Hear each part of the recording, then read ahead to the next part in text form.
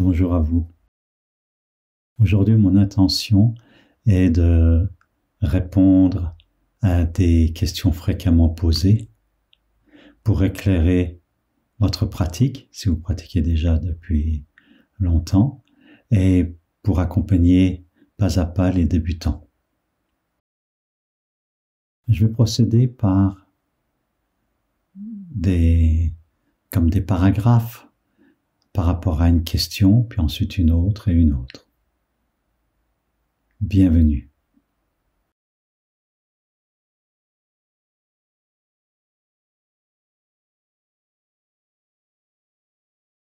D'abord, la première question, qu'est-ce que la méditation ?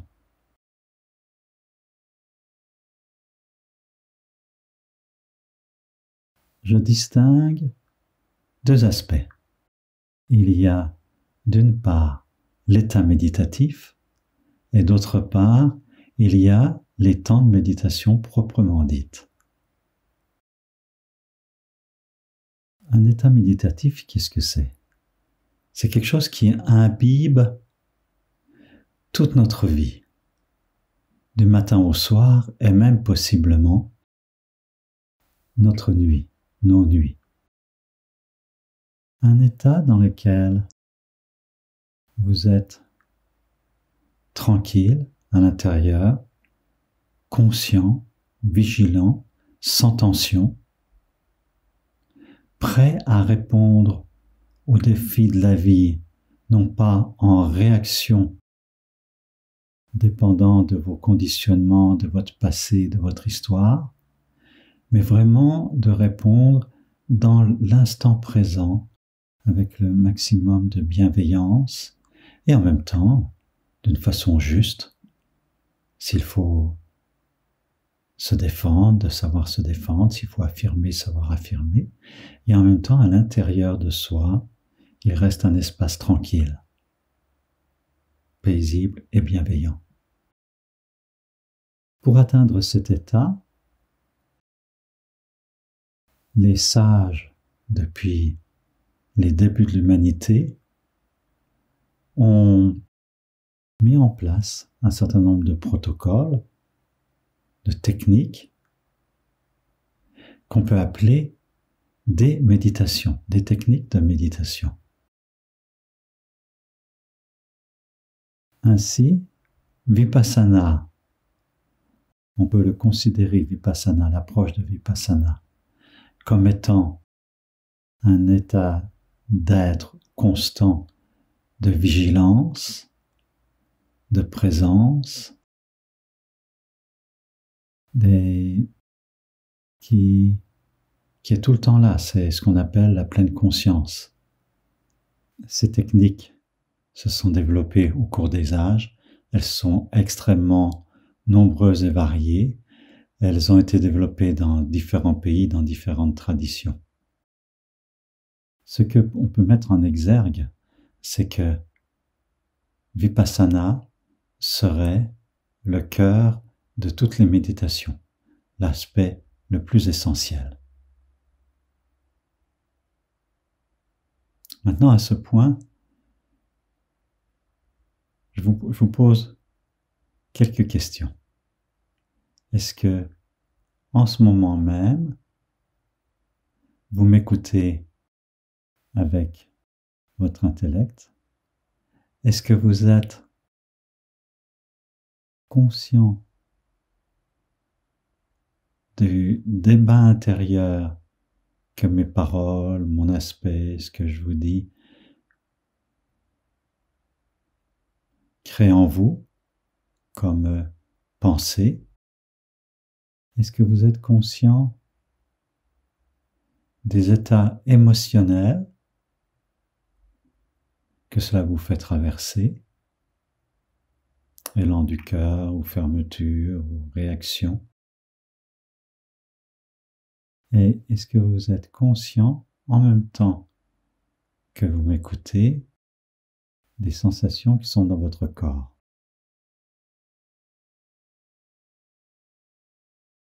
La méditation en général est la méditation vipassana en particulier a pour intention de nous aider à être présents continuellement à tous ces aspects. Et l'hypothèse, c'est que d'être présent à tous ces aspects conduit à la paix intérieure et conduit aussi à la bienveillance, l'amour et la compassion.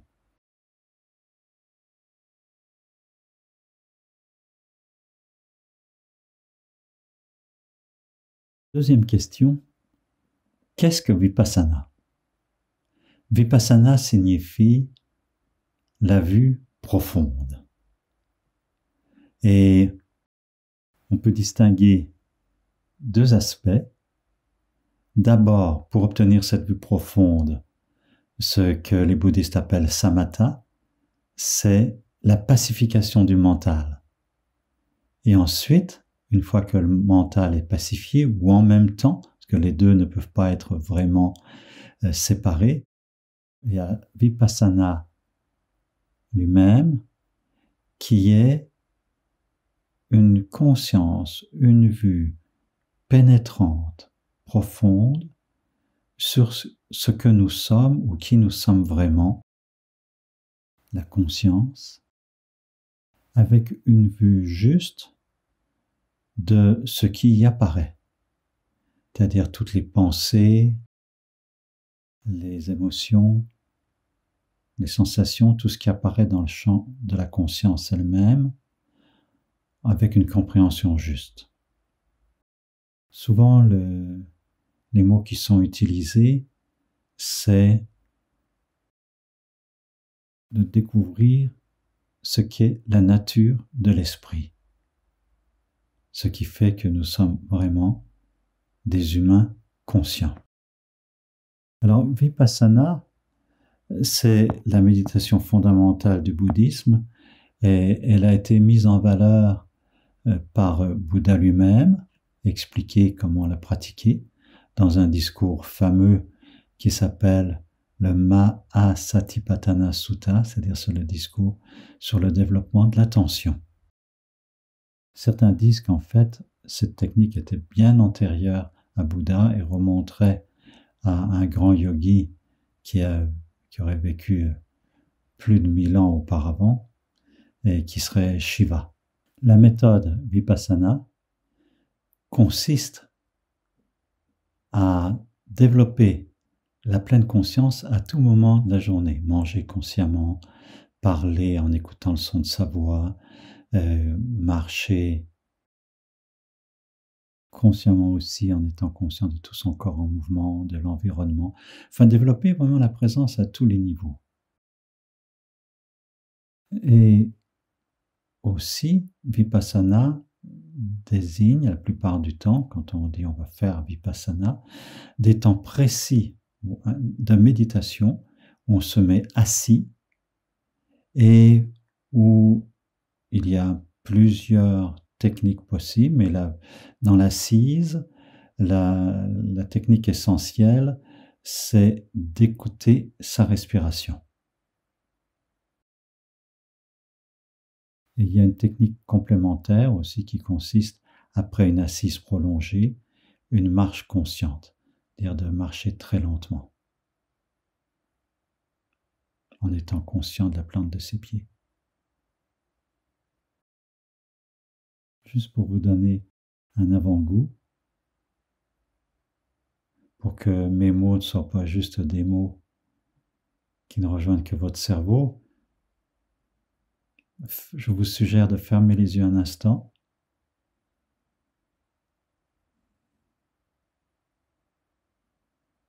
et d'observer si vous pouvez être conscient du va-et-vient de la respiration, de l'air qui rentre et qui sort.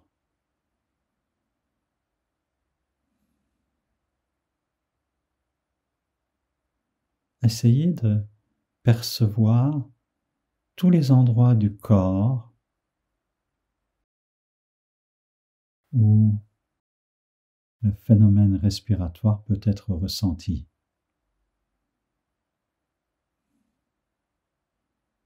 Est-ce que c'est dans le nez? Est-ce que c'est dans la poitrine? Est-ce que c'est dans la gorge?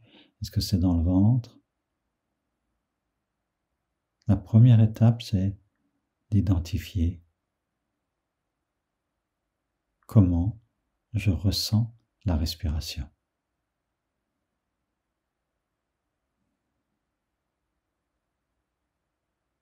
Et dès que vous développez cette attention, même en 2 minutes comme nous le faisons là, même pas 2 minutes, vous pouvez vous rendre compte que cette présence à la respiration que fait que votre mental a déjà ralenti.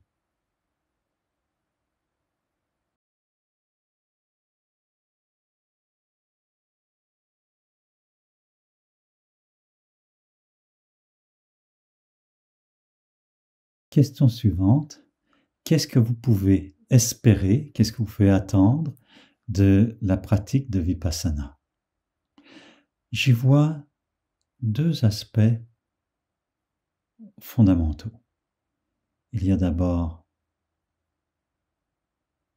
apaiser la souffrance et d'autre part répondre à l'élan profond de connaissance de soi pour arriver à ce qu'on appelle en Inde l'état d'éveil, l'état de pleine conscience, de plein amour, de pleine disponibilité à tout ce que la vie nous offre. Pour ce qui est de la souffrance, c'est le premier discours de Bouddha après son illumination, ce qu'on appelle dans le bouddhisme son nirvana, ça a été de s'adresser aux personnes par rapport à la souffrance. Alors qu'est-ce que c'est? Qu'est-ce que c'est que cette souffrance dont Bouddha parle?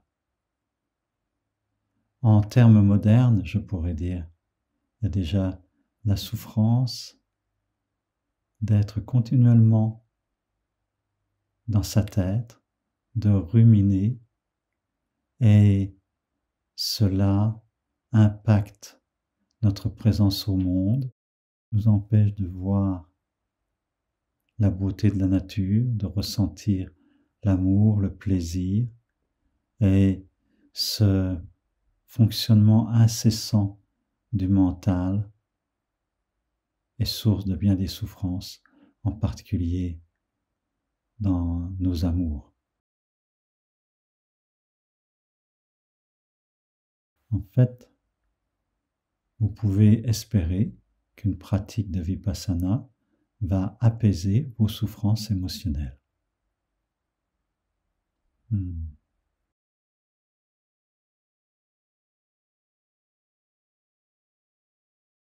Conjointement à cela,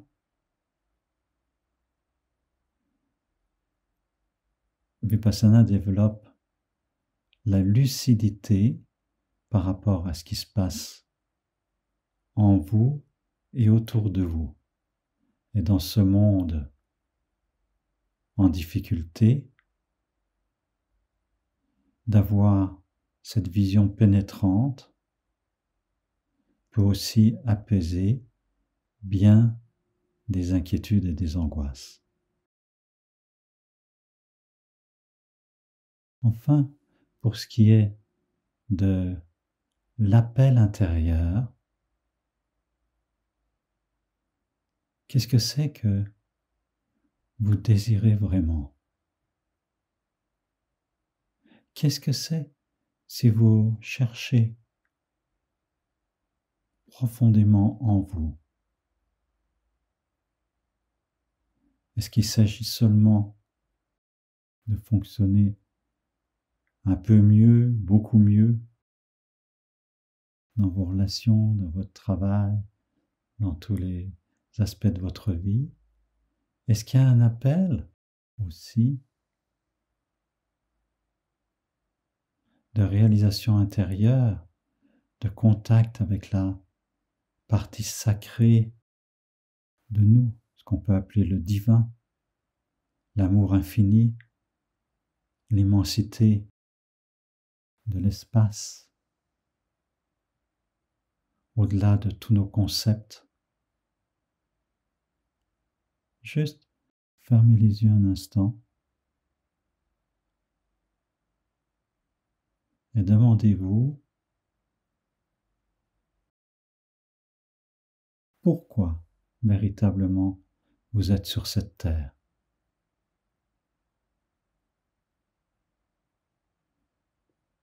Métro, boulot, dodo, faire des enfants. Et qu'est-ce qui reste? Qu'est-ce qu'il y a encore de plus profond?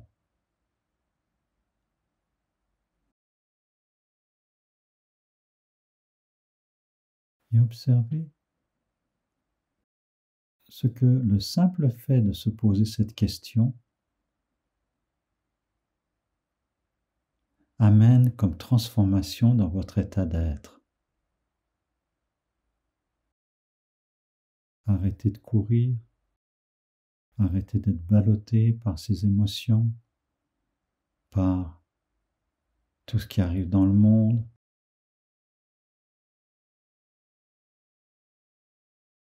S'arrêter au bord du chemin et se demander où est-ce que je vais? Qui suis-je vraiment? Qu'est-ce qui est plus important dans ma vie?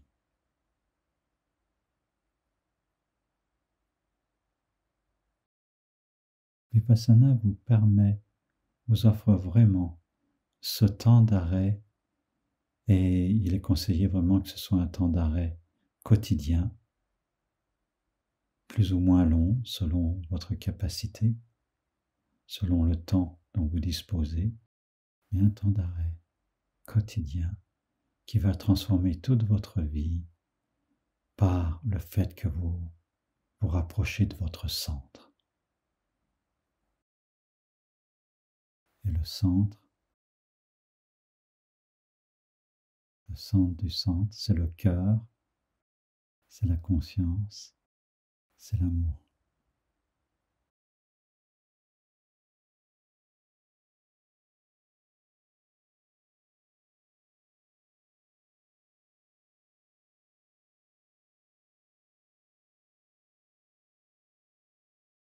La question suivante, est-ce que la pratique de Vipassana est adaptée au monde actuel, c'est-à-dire à vos besoins, à nos besoins d'hommes modernes, et est-ce qu'elle peut même être dommageable? Ma réponse va vous surprendre, je dirais que oui et non. Oui, Vipassana est certainement adapté au monde actuel, et même cette méthode peut aider dans les cas de troubles mentaux. La preuve en est le mouvement qui a été initié par Jon Kabat-Zinn, un psychiatre américain qui a fait de la pleine conscience, qui est un autre mot pour Vipassana. Lui-même est un disciple d'un méditant coréen, si je me souviens bien. Et il est très lié au moine bouddhiste Thich Nhat Hanh. Et son mouvement, il l'a lancé dans les hôpitaux psychiatriques et il appelle ça MBSR, Mindfulness Based Stress Reduction. La capacité, la possibilité de réduire le stress, les stress mentaux en particulier, émotionnels et mentaux, par la méthode de pleine conscience de Vipassana, peut aider beaucoup. Et il y a des études cliniques qui le prouvent. Maintenant,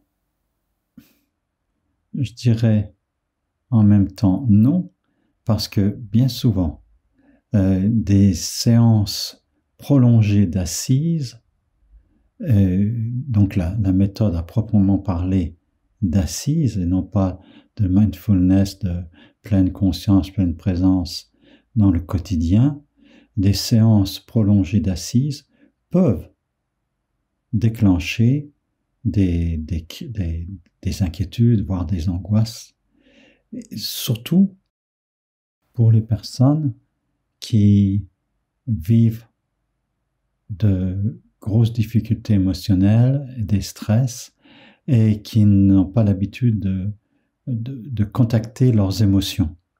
Et dans ce cas-là, il est mieux soit de commencer par des techniques de méditation dans lesquelles il y a beaucoup de place à la danse, à la catharsis, c'est-à-dire au nettoyage émotionnel, à la thérapie aussi, les thérapies psychocorporelles en particulier. Et donc on peut les faire avant, on peut aussi le faire conjointement. Et c'est le choix d'Osho, du mouvement créé par Osho, c'est d'une part de faire des méditations cathartiques et d'autre part de faire vipassana. Voilà.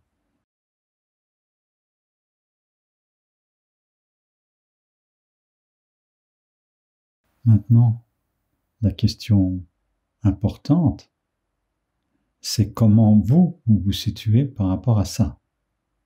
C'est-à-dire, est-ce que vous pouvez, en regardant honnêtement votre vie, sans complaisance, est-ce que vous sentez que c'est possible pour vous de vous asseoir pendant des périodes prolongées?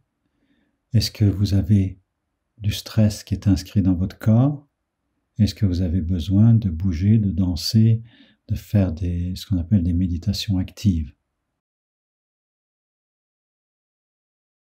Et c'est à vous de trouver le chemin qui vous convient le mieux.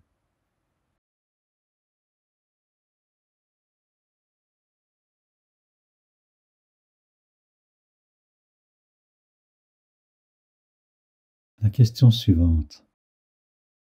Est-ce que la pratique de Vipassana risque de nous éloigner du vivant, de la vie telle qu'elle est, et de nous amener à nous retirer dans un monastère, dans une grotte? C'est un risque, et il est possible que pour certaines personnes, de vouloir pratiquer Vipassana parce que il y a des choses trop dures à affronter dans la vie, et en particulier des personnes qui ont subi des abus peuvent être amenées à chercher refuge dans un monastère bouddhiste. Et c'est vraiment une question importante.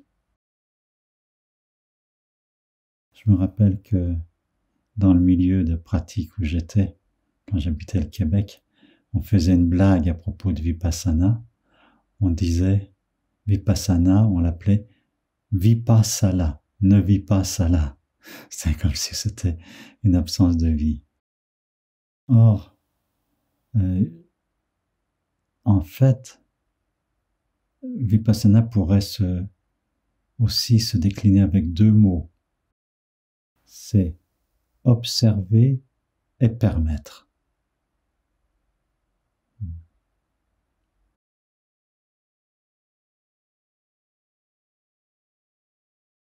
J'avais rencontré à un moment donné un maître en Inde, une femme d'ailleurs, un maître en Inde, qui m'avait dit « Dominique, ta vie peut être très simple.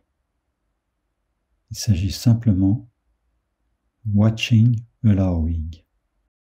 Observer, permettre. Et si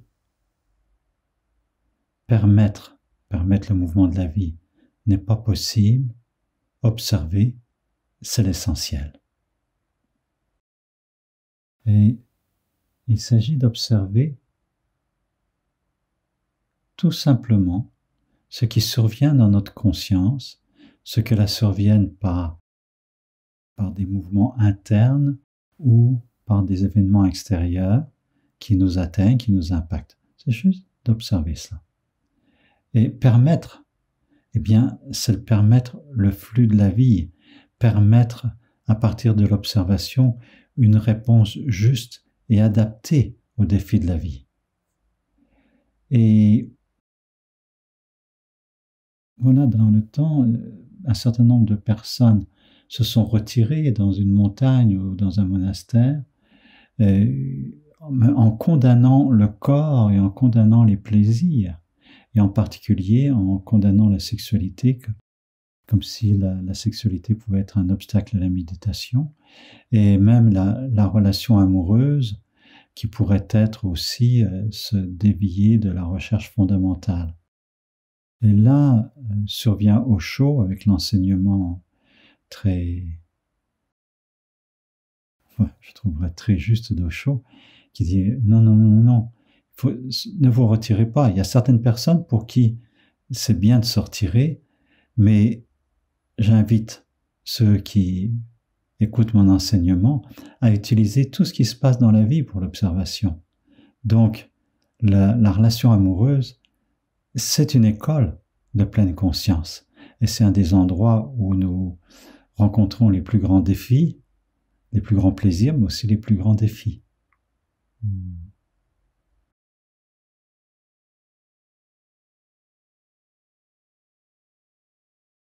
Pour moi, Vipassana, c'est s'engager à vivre intensément tout ce qui se présente, totalement, avec une acceptation totale, avec intensité, sans juger et en essayant d'y mettre le plus de conscience et d'amour possible. Et Osho a eu ces mots: vous croyez que Bouddha se retire, mais en fait, seul un Bouddha peut savourer la vie complètement.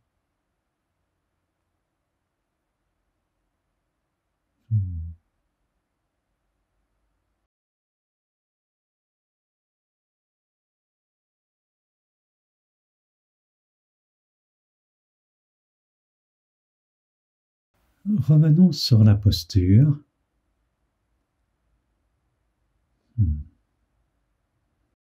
Alors, je vous ai déjà dit que pour la méditation proprement parlée, quand on observe la respiration, la posture idéale, c'est la posture assise, bien verticale.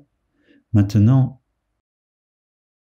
en fait, vous pouvez pratiquer dans toutes les positions. Vous pouvez pratiquer Vipassana, des moments privilégiés de Vipassana dans un bon fauteuil ou dans votre lit, dépendant de votre état de santé, de votre état de fatigue. L'assise, c'est le meilleur positionnement, mais vous pouvez quand même pratiquer finalement, dès que vous avez un petit moment tranquille, vous pouvez être tout seul ou toute seule, eh bien vous pratiquez. Maintenant, revenons sur l'assise, et je vous invite à en faire l'expérience avec moi tout de suite. Je vais vous guider sur l'assise.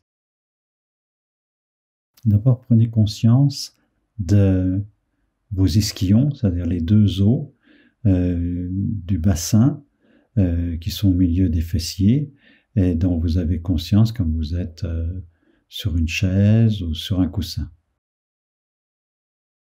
Et pour bien centrer cela, vous pouvez vous basculer de droite à gauche pour bien les sentir. Vous pouvez aussi faire des pivoter sur le périnée, ce qui vous donne une conscience accentuée. C'est comme un massage que vous effectuez pour tout l'ensemble du périnée qui repose sur le coussin ou sur la chaise. L'idéal, c'est d'être sur un coussin qui est 4-5 cm plus haut que le sol et que vos genoux pliés reposent sur le sol un petit peu plus bas que le périnée. Ensuite, vous portez votre attention sur la colonne vertébrale. Donc, vous avez le sacrum. C'est extrêmement important d'avoir une bonne conscience du sacrum Et là, vous pouvez l'obtenir en vous cambrant très légèrement, puis en vous redressant en arrière. Bon, je force le mouvement pour que vous compreniez, mais et là, c'est le bassin lui-même, c'est le sacrum qui se penche en avant, avec les vertèbres lombaires qui cambrent, et ensuite je reviens sur la verticale. Voilà. Donc c'est très légèrement cambré, et le poids du corps est légèrement porté sur l'avant, ce qui vous donne une tonicité douce de l'ensemble de la colonne. Le haut de la colonne va avoir tendance à se placer de façon harmonieuse et équilibrée si vous êtes conscient des ischions et du sacrum, de cambrer légèrement et de pencher très légèrement en avant. Et à ce moment-là, naturellement, le menton a tendance à rentrer un petit peu. Vous pouvez allonger la nuque et voilà, et le menton rentre légèrement. Une fois que vous êtes dans cette position-là, vous pouvez poser vos mains sur vos cuisses, plus proche des genoux, ou bien vous pouvez les poser une main sur l'autre dans la position traditionnelle des bouddhistes. La main droite est sur la main gauche. Les doigts de la main droite sur les doigts de la main gauche, et les pouces se touchent. Donc ce qui donne à l'inverse quelque chose comme ça. Et là, vous retournez et vous descendez cela et cela repose sur vos cuisses.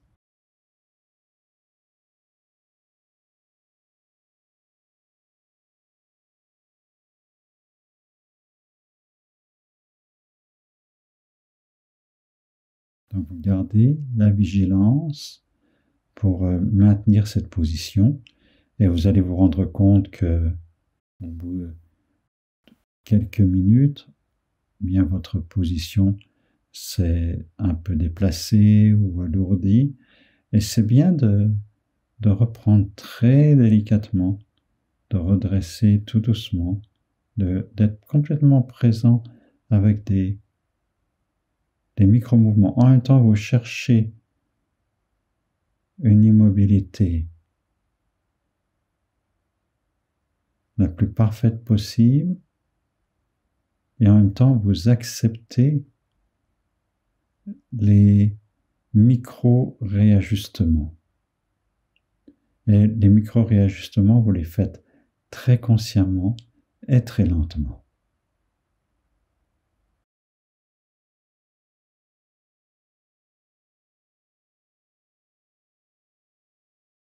La mâchoire est détendue.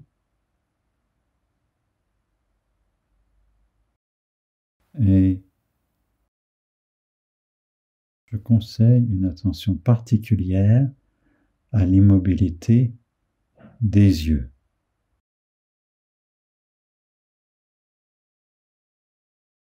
Très finement, très subtilement, l'activité mentale est liée, continuellement liée à la nervosité ou l'activité de l'ensemble du corps, mais spécifiquement à l'activité du regard, des globes oculaires.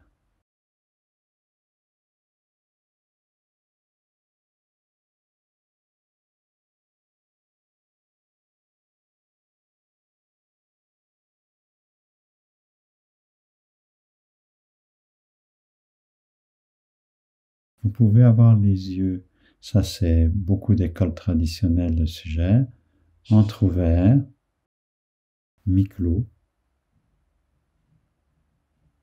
et vous laissez le regard se déposer à 1,5 m devant vous, sur le sol,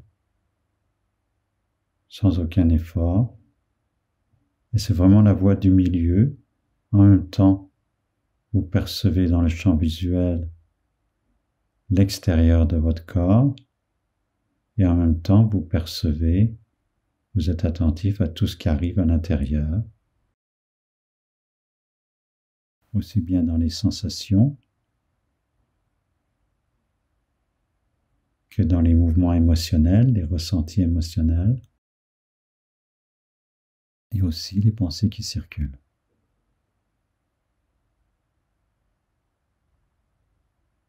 Maintenant, il y a une chose qui est intéressante avec les yeux aussi. Oui, j'allais oublier de vous le dire. Osho et certaines écoles conseillent de fermer les yeux parce que nous sommes beaucoup plus, à cause de notre conditionnement et de la vie actuelle, tournés vers le monde extérieur que vers le monde intérieur. Et quand nous nous asseyons pour méditer, c'est important de renforcer de façon prioritaire la présence à l'intérieur. Et c'est plus facile de développer la présence à l'intérieur quand vous fermez les yeux complètement.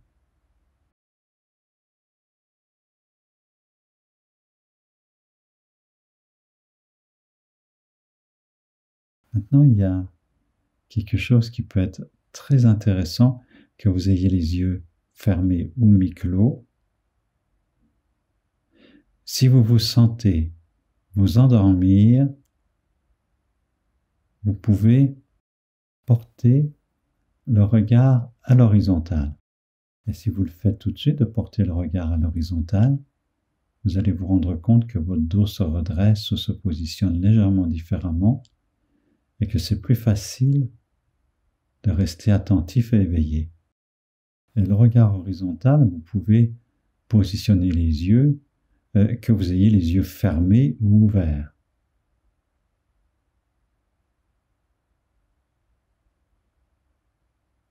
Et ça crée des mouvements énergétiques ou une circulation énergétique différente dans tout le corps, qui favorise plus l'éveil.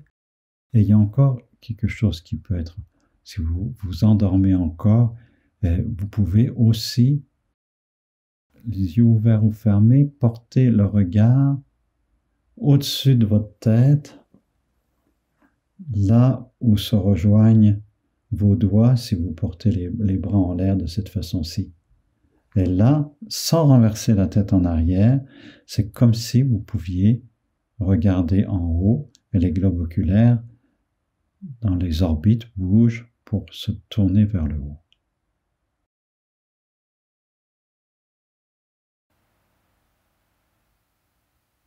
Cela vous aide à une plus grande vigilance et en même temps provoque des circulations d'énergie encore un peu différentes.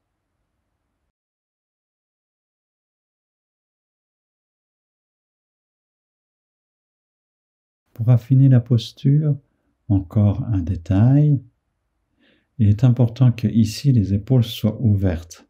Et ça peut être bien de sentir que vous pouvez tourner le bras vers l'extérieur pour ouvrir complètement les épaules.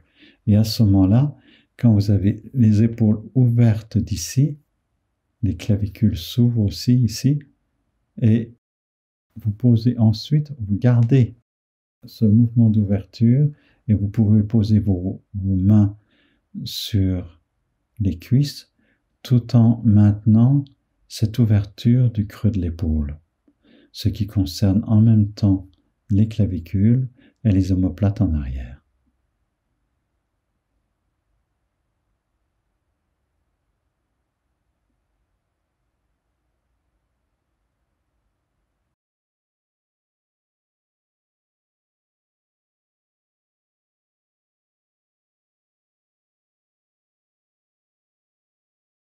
Quels sont les deux aspects essentiels de la pratique de Vipassana? Il y a d'abord Vipassana qui concerne le quotidien moment par moment.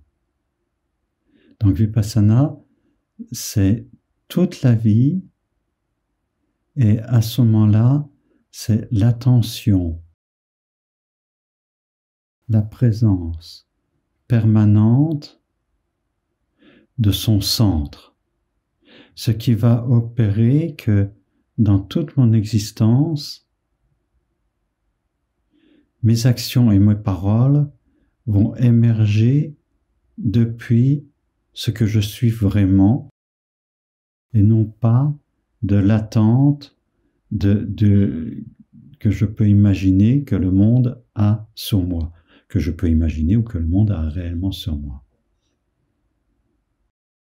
Maintenant, pour pouvoir rester dans ce centre, il est nécessaire de le cultiver par les moments de vipassana assise et les moments de vipassana en marche très lente, consciente, qui ne sont pas liés, qui sont au contraire même s'extraire des activités de la vie quotidienne.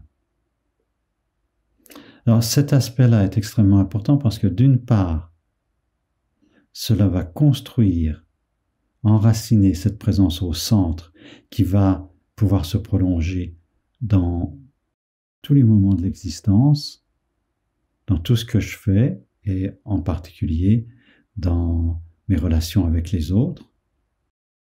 Et d'autre part, dans la posture assise, le dos bien droit, l'attention portée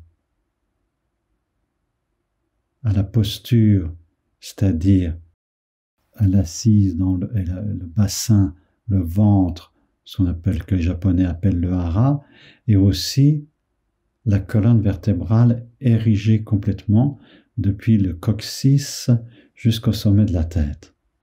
Et dans ce positionnement, il y a des transformations énergétiques qui se passent et qui se passent quasiment à notre insu. La seule exigence, c'est de rester conscient à l'intérieur de soi pendant l'assise, de cette verticalité, de cette colonne et de ce qui se passe au niveau du centre du ventre et aussi possiblement, c'est ce que j'ai expérimenté, c'est que quand j'ai fait des méditations longues, d'autres centres se révèlent.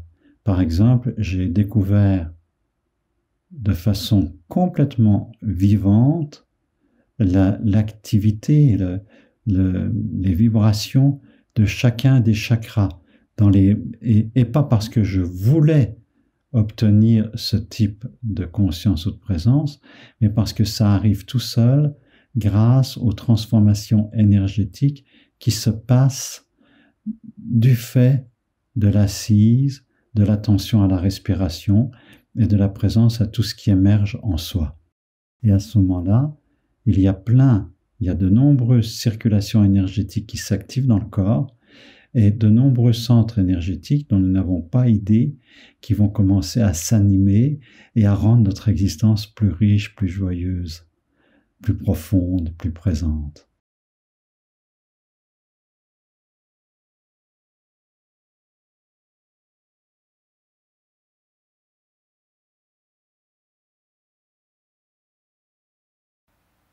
Une séance de méditation vipassana se partage habituellement, classiquement, en deux phases.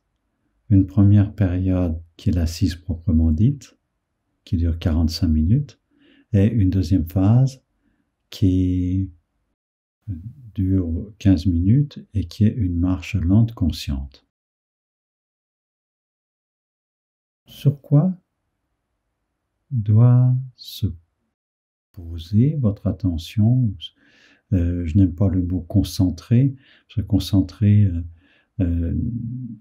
ça traduit quelque chose d'une certaine tension, alors que j'aime beaucoup mieux dire l'endroit où vous déposez, vous relaxez avec votre présence, déposez votre attention.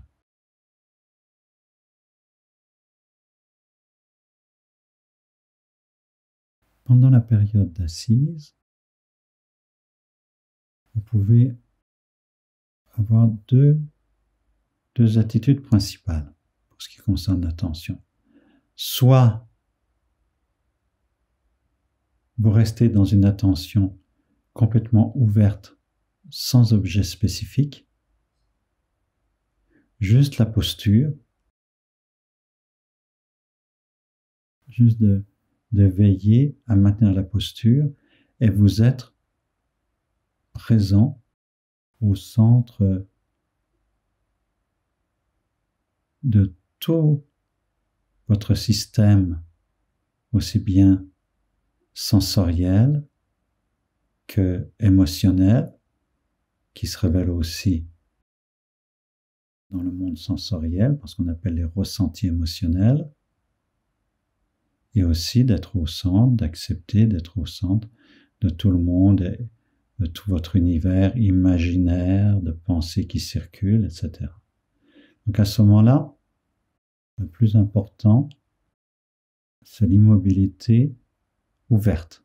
Vous êtes comme au centre d'une fleur de tournesol ou comme le paon qui a toutes ses plumes, toute sa queue et toutes ses plumes qui se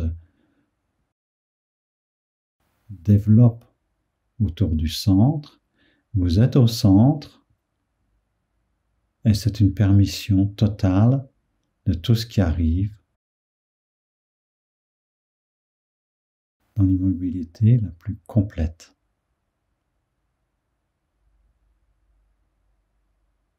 Et peu à peu, l'énergie va se condenser au centre de votre être, en même temps que la présence se développe à tous les niveaux de votre expérience existentielle. Maintenant, ça, c'est peut-être le niveau le plus avancé. Et ce qui est essentiellement conseillé, c'est de porter son attention sur une partie du corps, sur un objet. Et vous avez classiquement deux zones principales. C'est de prendre conscience du visage, du point sous le nez ici, et puis de l'air qui rentre et qui sort par les narines.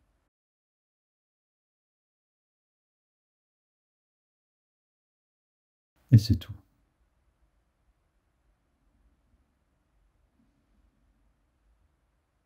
D'autres suggèrent, et avec Osho, mais il n'y a pas que lui, c'est de sentir l'air qui rentre et qui sort, et pour développer la présence à l'intérieur, une présence beaucoup plus profonde et globale, c'est de sentir l'air avec tout le circuit par les sinus, le fond de la gorge, les bronches, et ensuite qui descend dans la poitrine, et qui ensuite a un impact aussi sur l'abdomen, qui en fait se gonfle et se dégonfle avec la respiration.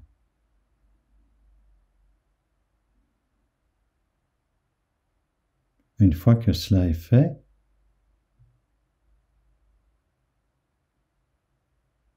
vous pouvez déposer, et c'est la deuxième façon fondamentale avec Osho en particulier, vous ne portez plus principalement votre attention sur le visage, le point en dessous du nez, vous déposez votre attention très tranquillement, très profondément dans l'abdomen, au niveau du nombril, un peu en arrière du nombril. Et là, vous êtes attentif à l'air. Alors, c'est pas tant l'air qui rentre et qui sort maintenant, mais à l'élan de la respiration qui aspire l'air. Mais la présence se transforme radicalement quand vous déposez à cet endroit-là, c'est que vous sentez l'élan, l'énergie de la respiration qui fait que l'air rentre et la respiration est perçue comme une vague qui monte depuis l'abdomen, qui arrive avec le maximum de l'air dans les poumons, comme le sommet de la vague, et sur l'expiration qui redescend. La vague redescend. Et vous ne faites aucun effort pour modifier la respiration. La seule chose, vous pouvez inviter consciemment la respiration à être plus profonde et plus tranquille, plus lente. C'est tout.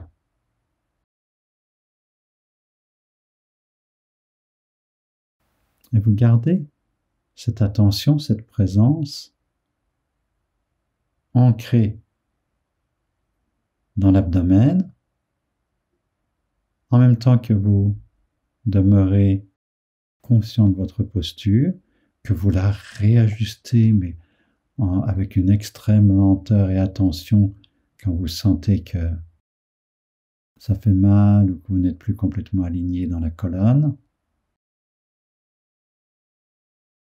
Et en ayant ce point central de dépôt de l'attention dans le ventre, vous permettez à tout ce qui arrive d'arriver, et en particulier votre monde émotionnel et les pensées, les images qui circulent dans votre tête, dans votre cerveau, dans votre intellect.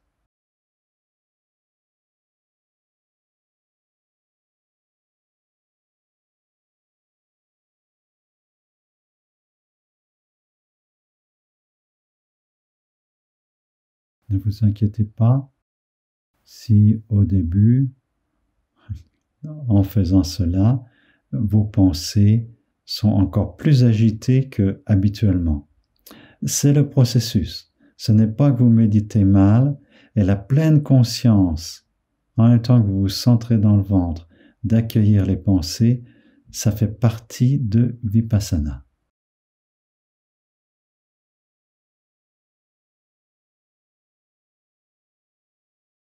Et le fait de peu à peu de cultiver une présence dans le ventre, en même temps que vous voyez les pensées et les émotions apparaître et disparaître, va vous permettre une compréhension de plus en plus fine de ce qu'est votre monde intérieur et le lien qui s'opère continuellement entre le flot des pensées, les émotions, l'état du corps et de la posture.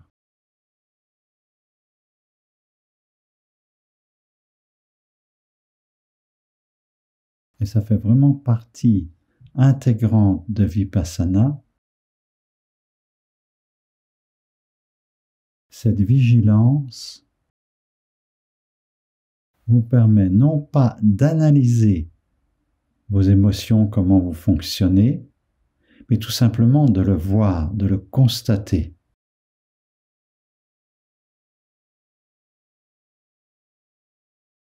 Et à ce niveau-là, on peut dire que Vipassana va de pair avec une psychothérapie bien comprise, qui est justement d'accepter totalement, de prendre conscience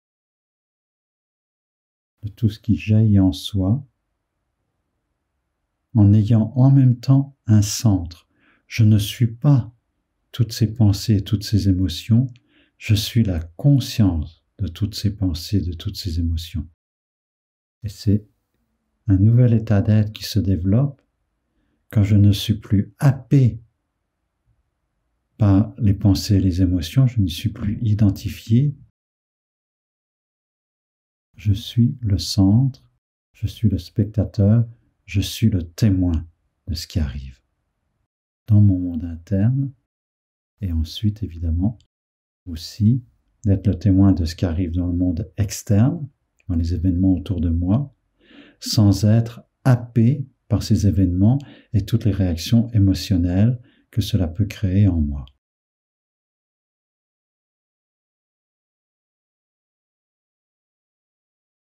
Pendant la marche consciente,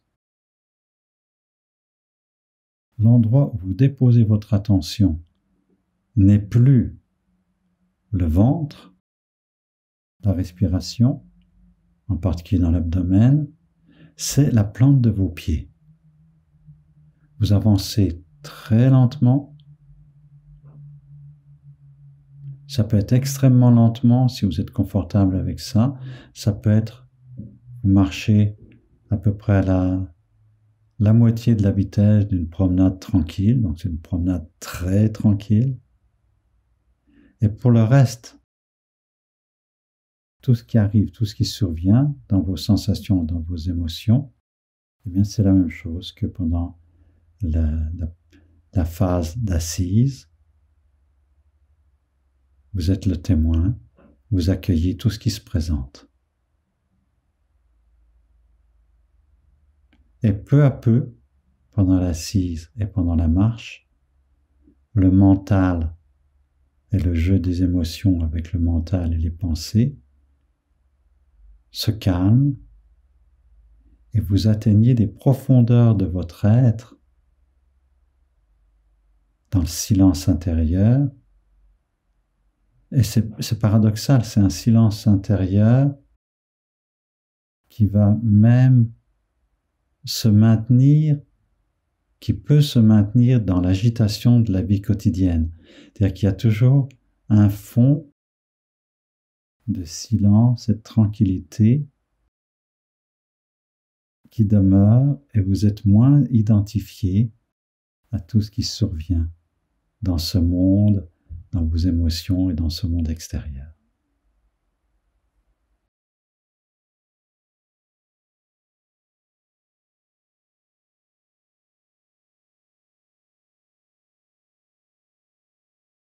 Voici une question qui est fréquemment posée par les débutants.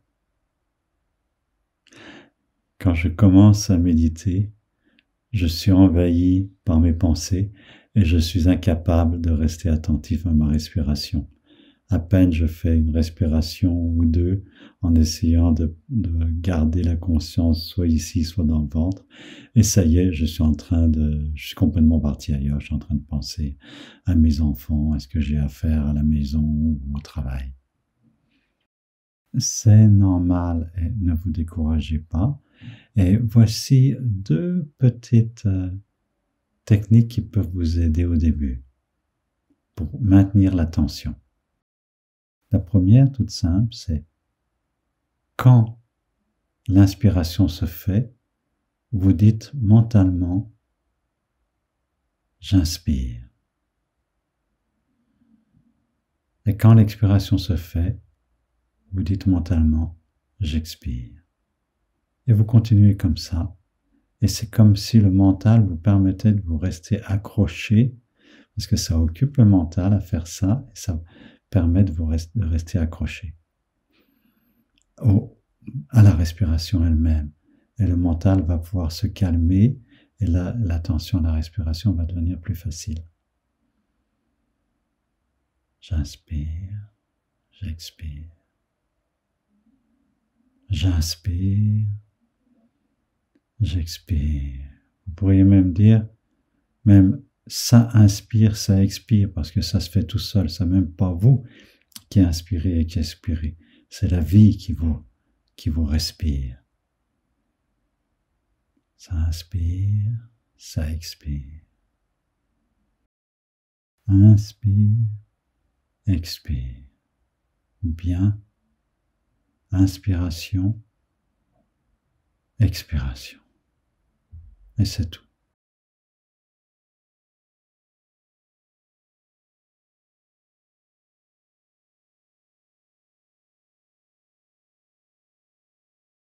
Encore une autre petite technique qui peut aider les débutants. Mais attention, parce que celle-là peut devenir comme une sorte de concours. J'y arrive pas. Puis en même temps, pourquoi pas, si vous le prenez comme un jeu pas trop sérieux. Alors, quel est ce jeu? Vous comptez vos respirations. Quand ça inspire, 1, et vous relaxez sur l'expire. Ensuite la deuxième, 2, etc. Et vous allez voir que au début, vous allez pouvoir rester conscient de 1, 2, 3, puis vous vous rendez compte que vous avez oublié de compter. Vous recommencez à 0. 1, 2, etc. Et puis, vous arriverez peu à peu à arriver jusqu'à 21. Et quand vous atteignez 21 respirations conscientes, vous recommencez à 0. 1, 2, 3, etc. Et puis, encore plus amusant, à un moment donné, vous allez vous rendre compte que vous en êtes plus ou moins conscient, ça compte, mais vous êtes devenu plus ou moins conscient en fait de la respiration et vous vous retrouvez à 25, 26, 27. Alors vous faites hop et vous revenez à compter 1, 2, 3. Voilà. C'est une façon de, je dirais, pas de contrôler, pas de réussir. C'est une façon gentiment de vous déposer avec la respiration. C'est un petit jeu qui vous permet de vous pacifier avec ça et de maintenir la vigilance. C'est surtout ça, ça maintient la vigilance.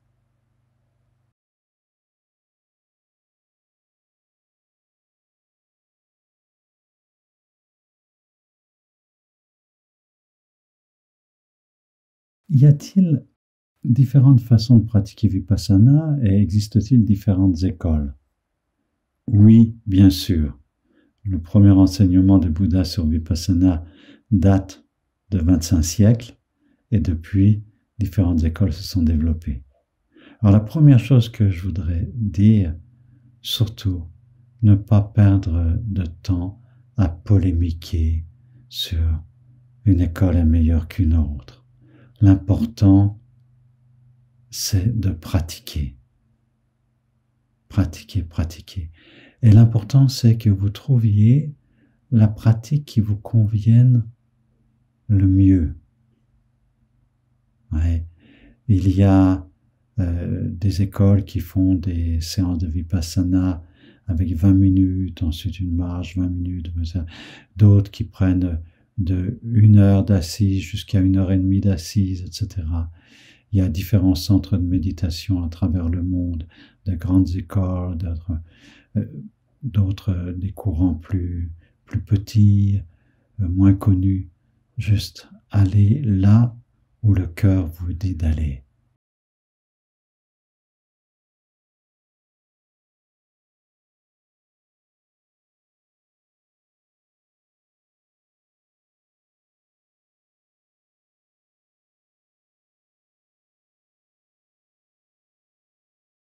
Voici une question très intéressante, c'est faut-il intégrer des méditations actives dans les retraites Vipassana?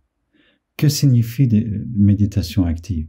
C'est-à-dire c'est des méditations où on passe par des chants, des danses, et même possiblement de la catharsis émotionnelle, des moments de charabia, de cris, de choses de cet ordre-là. Alors là, il y a 2 attitudes fondamentales par rapport à ça.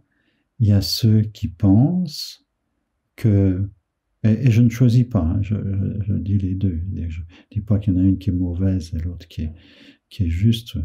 Il y a ceux qui privilégient que c'est pas la présence, l'attention elle-même, que tout le monde émotionnel et tout ce qui peut remonter quand vous pratiquez Vipassana va pouvoir se dissoudre sous le regard de la conscience.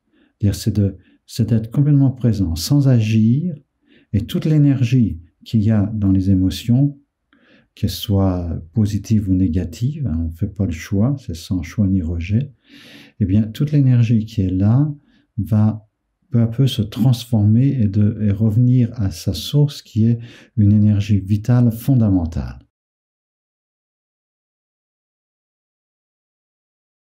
Et c'est ce qui se passe de toute façon pendant une période d'assise. Vous ne cherchez absolument pas à à nettoyer vos émotions, à faire quoi que ce soit avec ou à les agir. Vous êtes simplement à observer. Et la transformation se fait par l'observation.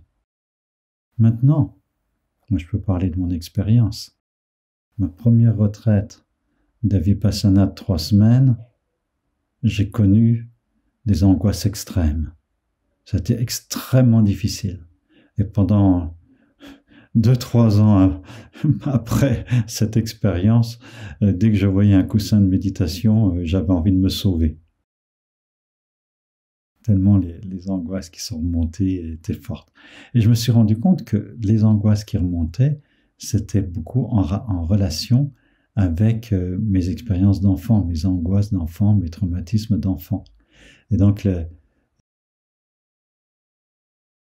processus suivant que j'ai suivi, ça n'a pas été d'aller méditer, ça a été de faire un groupe de psychothérapie sur l'enfant intérieur, un groupe de psychothérapie qui s'appelait à l'époque Fresh Beginning et qui consiste en 5 semaines de thérapie. La première semaine, c'était sur tous les traumatismes et tous les enjeux de l'enfance. Les 2 semaines suivantes, le deuxième 15 jours, c'était sur tout ce qui concerne l'adolescence, l'éveil à la sexualité, les relations, en tout cas tout ce qui peut nous encombrer de cette période souvent très difficile et conflictuelle de l'adolescence. Et puis la dernière semaine, là, on pénétrait dans l'univers de Vipassana. Après avoir vécu ces 4 semaines intenses, avec beaucoup de danse, de catharsis, de mise en situation, de rebirth, de cri primal, etc. Après ça, une semaine de méditation, Vipassana, en particulier 3 assises, rien de forcé, une semaine très tranquille, une assise de 45 minutes, suivie de 10 minutes, un quart d'heure de danse, toute tranquille, une deuxième assise, suivie à nouveau d'un temps de danse, une troisième assise, suivie encore d'une période de danse. Et voilà, après cela, nous étions relâchés dans la nature, avec une expérience inoubliable. Et, après avoir fait ça, j'ai refait à nouveau une retraite de 3 semaines, et cette fois-là en isolation totale. Et ces 3 semaines ont été savoureuses, délicieuses. J'en garde un souvenir ému de découverte intérieure fabuleuse. Donc tout ça pour dire que de méditer Vipassana pour l'homme moderne sans avoir dégagé suffisamment ses émotions, c'est très difficile. Et de passer pas seulement par l'observation des émotions qui surgissent dans la posture assise, mais aussi de dégager les tensions musculaires et les émotions qui sont incrustées, tout notre système de répression, en passant en particulier par les méditations actives d'Osho, et je pense particulièrement à la méditation dynamique et à la méditation Kundalini. Ça aide considérablement, surtout quand vous débutez. J'ai des amis qui ont fait des méditations, des retraites Vipassana dans le monde d'Osho d'abord, là où il y a une partie, comme ça il y a ces 2 méditations qui sont absolument inclus dans la retraite. Et maintenant, plusieurs années après beaucoup de pratiques de Vipassana, qui savourent complètement d'aller dans des retraites Vipassana, par exemple de l'école de Goenka, qui sont où il n'y a pas du tout de ces méditations actives. Et à un moment donné, ça devient juste et agréable. Mais il faut savoir doser et ne pas s'imposer des choses trop dures au début. et même de faire Vipassana pour un débutant quand le monde, son monde émotionnel et ses refoulements n'ont pas été travaillés, ça peut être délicat et ça peut être même, ça peut être même insupportable.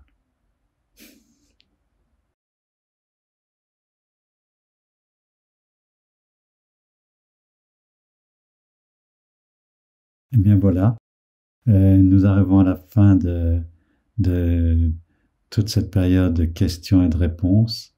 J'espère que tout cela va vous aider. Si vous m'avez accompagné jusque-là, je pense que c'est que vous êtes vraiment déjà très déterminé pour la pratique de Vipassana. Je voudrais vous lire, pour terminer, quelques mots que j'ai trouvés d'un Bouddha qui s'appelle Sumedha par rapport à la pratique de Vipassana. Comme une montagne, comme un roc, stable et ferme sur sa base, ne tremble pas sous des vents violents, ainsi vous aussi, vous devez demeurer constamment dans une détermination résolue. En avançant avec la perfection de cette détermination résolue, vous atteindrez l'éveil. Et j'ajouterai, ce chemin, s'il est juste pour vous de cette façon-là en ce moment, c'est un chemin qui est joyeux en lui-même, même si c'est des moments difficiles de rester 1 heure de temps assis, puis d'avoir les pensées qui tournent, etc. Mais il y a en même temps, quand c'est juste un contentement profond, ce que je fais, c'est vraiment ce que j'ai à faire en ce moment, et ça transforme ma vie, ça transforme quelque chose de mon quotidien, et je suis content de le faire, contenté au sens profond de contenter. Et c'est la joie intérieure qui est le signe que vous avancez dans la bonne direction. Donc, c'est une invitation, je vous transmets une invitation à la pratique, à la pratique, à la pratique, et à une vie pleine et entière où la pratique de la méditation ne vous retire pas des affaires du monde, mais au contraire vous amène à vivre pleinement dans ce monde avec tous ces défis, pas toujours si faciles, tous ces défis, ces challenges que l'existence actuelle nous présente. Merci de m'avoir accompagné jusque-là. À bientôt peut-être pour une retraite de méditation.